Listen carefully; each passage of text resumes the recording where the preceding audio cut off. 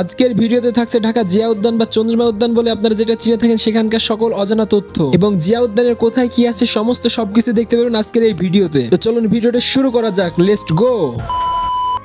Hello everyone, আসসালামু আলাইকুম, this is Rafsan Ahmed Rana. কি অবস্থা সবার, কেমন আছেন? আশা করি সবাই ভালো আছেন, তো আমিও ভালো আছি। আর আজকে আমি কোথায় ঘুরতে এসেছি সেটা তো থাম্বনেল টাইটেল দেখে তো বুঝতে পেরে গেছেন। হ্যাঁ, আজকে আমি চলে এসেছি জিয়া উদ্যানে। তো শুরুতে একটা কথা বলে রাখি, আমার এই ভিডিওটি যে যেখান থেকে দেখছেন অবশ্যই তা কমেন্ট বক্সে জানাবেন এবং আমার চ্যানেলে নতুন হয়ে থাকলে চ্যানেলটা অবশ্যই সাবস্ক্রাইব করবেন ইউটিউব থেকে, আর যারা ফেসবুক থেকে দেখছেন অবশ্যই পেজটি ফলো করবেন। আর হ্যাঁ, আপনি এখানে কবে এসেছেন বা কার সাথে এসেছেন বা কবে আসবেন সেটাও কিন্তু অবশ্যই কমেন্ট বক্সে জানিয়ে যাবেন। তো চলুন এবার একটু জেনে নেওয়া যাক এখানে জিয়া পার্ক বা চন্দ্রিমা উদ্যান এটা কিভাবে হলো। এখানে জিয়া উদ্যান রাজধানী ঢাকার প্রাণকেন্দ্র সংসদ ভবনের পাশে অবস্থিত। সাবেক রাষ্ট্রপতি ও বিএনপির প্রতিষ্ঠাতা শহীদ জিয়াউর রহমানের সমাধি এখানেই অবস্থিত। তার সমাধিকে কেন্দ্র করে এখানে সমাধি কমপ্লেক্সও প্রতিষ্ঠা করা হয়। 31শে ডিসেম্বর সাবেক প্রধানমন্ত্রী বেগম খালেদা জিয়াকেও তার স্ত্রী ও জিয়াউর রহমানের পাশেই দাফন করা হয়। প্রতিদিন অসংখ্য দর্শনার্থী উদ্যান এবং লেকটি দেখতে আসেন। শহরের ভ্রমণকারীদের জন্য এটি একটি উত্তম জায়গা। ঢাকা শহরের উদ্যানগুলোর মধ্যে এটি একটি অন্যতম গুরুত্বপূর্ণ উদ্যান। তো চলুন এবার এই জিয়া উদ্যান থেকে চন্দ্রিমা উদ্যান কেন রাখা হয়েছিল, কিভাবে রাখা হয়েছিল একটু জেনে নেওয়া যাক। প্রথম থেকে উদ্যানের নাম করা হয়েছিল চন্দ্রিমা উদ্যান। নামকরণ প্রেক্ষাপট নিয়ে কিছু মতামত পাওয়া যায়। কারো কারো মতে এখানে চন্দ্রিমা নামের একজন বাড়ি ছিল, সেখান থেকে চন্দ্রিমা নাম উৎপত্তি হয়। আবার কারো কারো মতে দক্ষিণ পাশে অর্ধচন্দ্রিকৃতি ক্রিসেন্ট লেকের সাথে মিল রেখে রাষ্ট্রপতি হুসেন মোহাম্মদ এরশাদ এই নাম চন্দ্রিমা উদ্যান রেখেছিলেন। 1981 সালে এখানে শহীদ রাষ্ট্রপতি জিয়াউর রহমানের সমাধিস্থল করা হয়। এখানকার এই পরিবেশটি সবসময় পরিষ্কার করে দর্শনার্থীদের জন্য মনোরম স্থান হিসেবে গড়ে তোলা হয়। পরে শহীদ রাষ্ট্রপতি জিয়াউর রহমানের স্ত্রী বেগম খালেদা জিয়া বাংলাদেশের প্রধানমন্ত্রী নির্বাচিত হওয়ার পরে চন্দ্রিমা উদ্যান নাম পরিবর্তন করে আবার জিয়া উদ্যান নামকরণ করা হয়। বাংলাদেশের সব থেকে ব্যস্ততম শহর রাজধানী ঢাকা, সেখানে যদি একটু খোলা নিঃশ্বাস নিতে চান তাহলে চলে আসতে পারেন এই জিয়া উদ্যান। চলুন জিয়া উদ্যান সম্পর্কে আরো অনেক কিছু তথ্য আমরা জেনে নিই। জিয়া উদ্যান শেরেবাংলা নগরের কেন্দ্রস্থলে অবস্থিত। উদ্যানের দক্ষিণ জাতীয় সংসদ ভবন ও উত্তরে বাংলাদেশের চীন মৈত্রী সম্মেলন কেন্দ্র, একসময়ের বাণিজ্য মেলার মাঠ ও পশ্চিম গণভবন এবং পূর্ব তেজগাঁও পুরনো বিমানবন্দর অবস্থিত। উদ্যানটি 74 একর জায়গা জুড়ে অবস্থিত। জিয়াউর রহমানের সমাধি কমপ্লেক্স দেশের দৃষ্টিনন্দনের স্থাপনা। প্রতিদিন দেশের বিভিন্ন প্রান্ত থেকে মানুষ আসেন এই সমাধি কমপ্লেক্স ও উদ্যানটি দেখার জন্য। উদ্যানে জিয়াউর রহমানের সমাধি কমপ্লেক্স নির্মাণ কাজ শুরু হয় 2002 সালের ডিসেম্বর মাসে। গৃহায়ন ও গণপূর্তি মন্ত্রণালয় ওই প্রকল্প বাস্তবায়ন করে। সমাধির পূর্ব পশ্চিম পাশে আছে ক্যান্টিন ও দক্ষিণে ঝুলন্ত সেতু। উত্তরে রয়েছে মেমোরিয়াল হল ও মসজিদ। এখানে যদি আমি আরো একটু ব্যাখ্যা করতে চাই তাহলে আপনারা দেখবেন জিয়াউর রহমানের সমাধির দক্ষিণ পাশে ক্রিসেন্ট লেকের একটি বাঁকা চাঁদের মতো দেখতে হওয়ার মতো ক্রিসেন্ট লেকের নাম রাখা হয়। দক্ষিণ পাশে চমৎকার সিঁড়ি তৈরি করা হয়েছে। দর্শনার্থীদের বসার জন্য স্থাপন করা হয়েছে। চারপাশে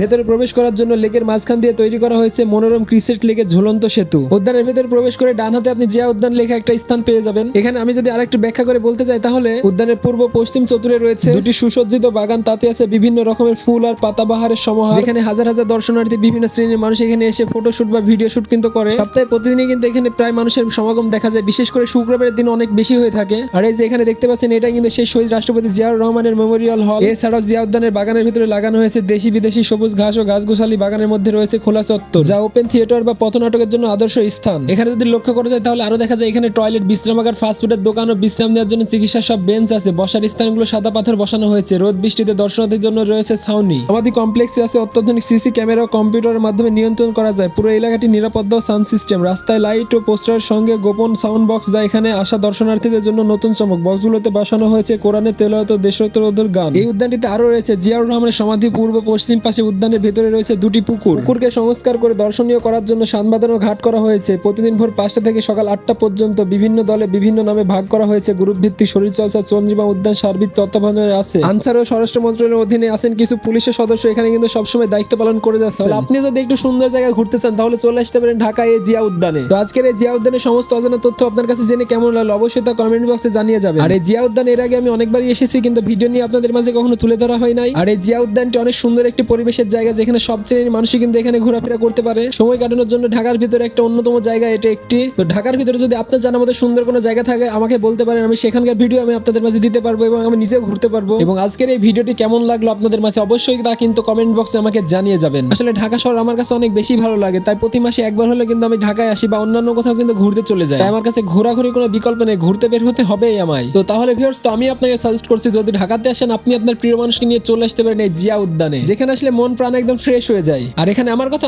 কি বলবেন ভাই, ঘুরতে হবে, জীবনে প্রচুর পরিমাণে ঘুরতে হবে, শুধু ঘুরেই যাবো। আসলে লাইফে ভালো থাকতে গেলে ঘোরাঘুরি কোনো বিকল্প নেই, ভালো খাওয়া দাওয়া, ভালো ঘোরাঘুরি, এছাড়া কিছুই নেই। আপনার স্ক্রিনে এখন যে জায়গাটি দেখতে পাচ্ছেন আসলে কিন্তু এই জায়গাটা কিন্তু অপরূপ নিরিবিলি একটা সুন্দর একটি স্থান, যা ফ্যামিলি, কাপল বা বন্ধু বান্ধব নিয়ে ঘোরার জন্য একদম অন্যতম একটা পারফেক্ট জায়গা, যেখানে আপনি যদি কখনো ঘুরতে আসেন কাউকে নিয়ে তাহলে আপনি কিন্তু একদম মুগ্ধ হয়ে যাবেন। সত্যি ভালো পরিবেশ, ভালো সবকিছু কিন্তু মনকে অনেক ভালো করে তোলে। তো আপনি যদি আপনার মনকে রিফ্রেশ করতে চান চলে আসতে পারেন এই জিয়া উদ্যানে ঢাকা। তো আপনারা সবাই ভালো থাকেন। আজকের মতন আমি যাচ্ছি বলে যাচ্ছি না, দেখা হবে খুব শীঘ্রই। সো ভিউয়ার্স, তো আজকের মতন আমি রাফসান রানা বিদায় নিচ্ছি। দেখা হচ্ছে পরবর্তী কোনো ভিডিওতে। সেই পর্যন্ত সবাই ভালো থাকুন, সুস্থ থাকুন। আল্লাহ হাফেজ, টাটা, বাই বাই, আসসালামু আলাইকুম।